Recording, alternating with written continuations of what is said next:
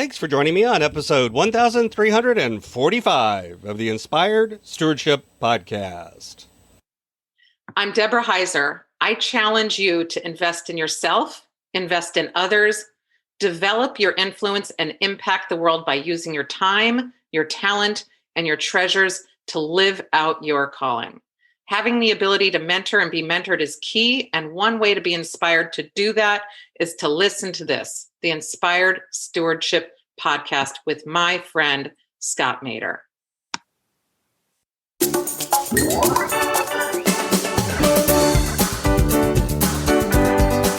There is a blessing here. Let me serve that need. Let me pay the cost. Let me break the bread and serve the food. And you do the work. You love on each other. You serve those here who are hungry. And that's when the blessing shows up. Welcome and thank you for joining us on the Inspired Stewardship Podcast. If you truly desire to become the person who God wants you to be, then you must learn to use your time, your talent, and your treasures for your true calling. In the Inspired Stewardship Podcast, you will learn to invest in yourself, invest in others, and develop your influence so that you can impact the world.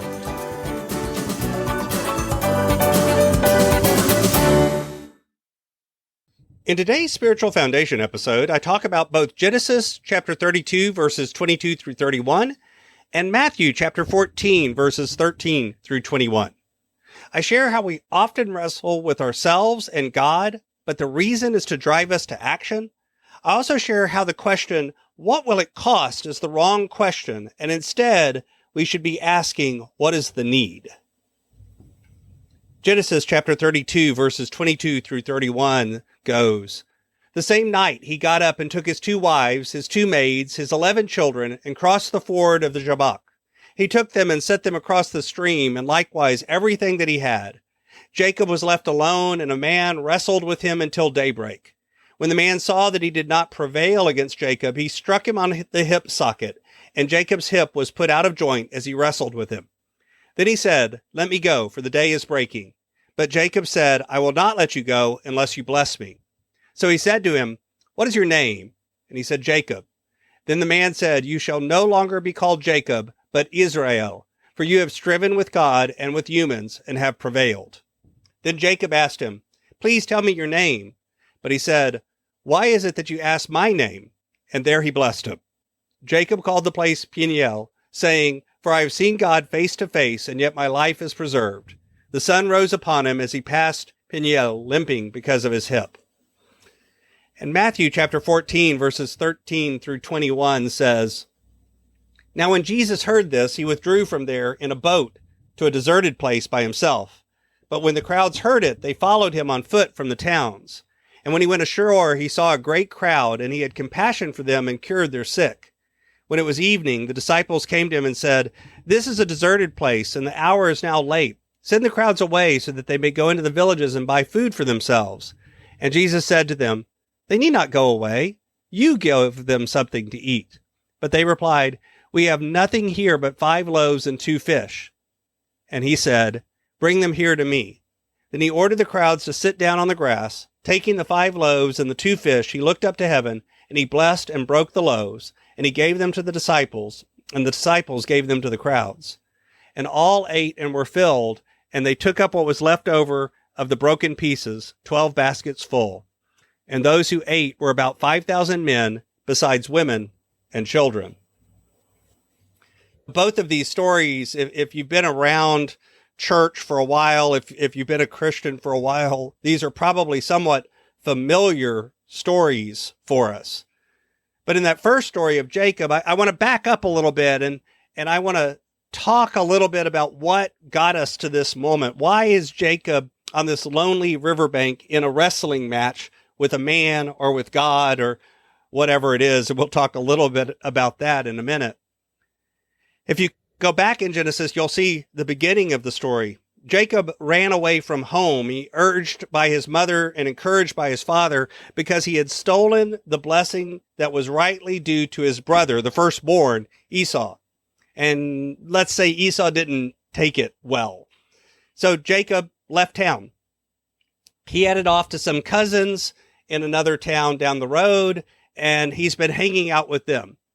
And Jacob did well there, and he's heading back now with wives and with concubines and with children and livestock and servants and wealth. He's done well, at least by the ways of the world. And Jacob hopes that maybe since the last time he saw his brother, which was in the rearview mirror as he was running out of town, and his brother was probably shaking a big stick at him, he's come back and said, maybe I can come back and show that I'm a bigger man. I've done well. And that must mean that God is blessing me. And if God is blessing me, Jacob, then surely my brother Esau could bless me and forgive me as well. And that kind of brings us up to this point. And that passage begins that same night. It was the same day because, see, he'd actually sent a gift ahead to Esau. He'd sent a bribe ahead. He sent money and wealth and other things ahead, hoping that Esau would forgive him. So he sends this gift or bribe, and then he goes a step further. He sends his wives ahead, and he sends his children on ahead, and he stays behind. And I would argue he sends his wife and children ahead because in a way, he could sacrifice them. And if Esau does something horrible to them, he can still run away, hightail it away, and maybe recover again.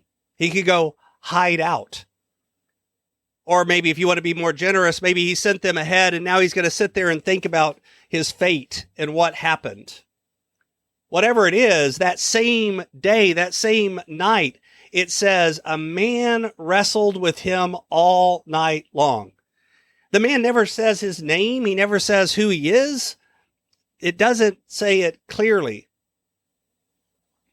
There's some words that the man says at the end. He says to Jacob, he says, when he renames him, he says, you have striven with God. And so we often believe that means that this was God that Jacob was wrestling with. And other people believe that this was an angel that Jacob is wrestling with. But the story also says a man. And the naming says you have striven with God and humans and have prevailed. Maybe it wasn't God after all. Maybe this was a representative, or maybe it was even someone Jacob knew. Maybe even it was himself. Maybe even it was his brother Esau. Whatever it is, and I don't mean to argue with how it's been interpreted over the years, but the point is, no matter what is true in this story, at the end of the story, Jacob gets blessed and steps forward a little bit. I think a lot of times we're given moments of blessing and they're bought out of a cost. There's a cost involved with them. And I don't mean bought in a transactional way. I'm not saying we give this and therefore God gives us that. It's not a if-then. I'm saying that there's effort involved. There's things that we have to do. There's service. There's helping others. And sometimes that's what will bless us if we keep up with it, if we keep going, if we keep working through the pain, if we refuse to let go. There's joy and peace at the end of that effort sometimes. Now, if you go ahead to the other story of the feeding of the 5,000, at least that's what we call it. And I've always thought that's a weird name because at the end of the text, it says 5,000 men beside women and children. So it's more than 5,000. Maybe we couldn't count the total, but it could be 10, 15, 20,000 people. We don't know. They just acknowledge that there were others there. There doesn't appear at first to be any wrestling, but there is. There's wrestling between Jesus and the disciples, but there's also wrestling between our prejudices, our presuppositions. The wrestling of the disciples with responsibility. Send these people away so they can take care of their own hunger. Does seem like a proper response in many ways, right? These people can go take care of themselves. Give them space to deal with their own needs.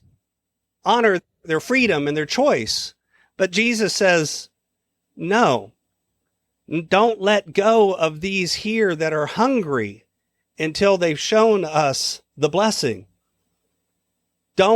Maybe the hungry ones are saying, we're not going to let go of the disciples until they are blessed. Maybe it's both of these. The blessing is shared out of that attempt to hold on and not let go. And you even see in the disciples' question, what will this cost us? We don't have enough. We can't possibly meet this need. And then Jesus says, wait a minute. Wait a minute. There is a blessing here. Let me serve that need. Let me pay the cost. Let me break the bread and serve the food. And you do the work. You love on each other. You serve those here who are hungry. And that's when the blessing shows up. Thanks for listening.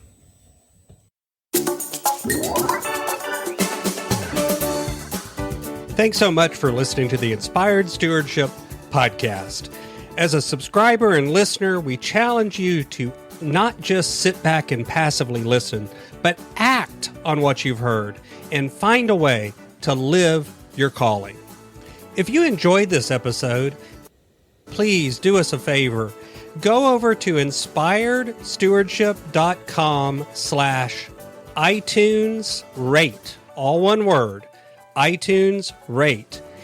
It'll take you through how to leave a rating and review and how to make sure you're subscribed to the podcast so that you can get every episode as it comes out in your feed. Until next time, invest your time, your talent, and your treasures. Develop your influence and impact the world.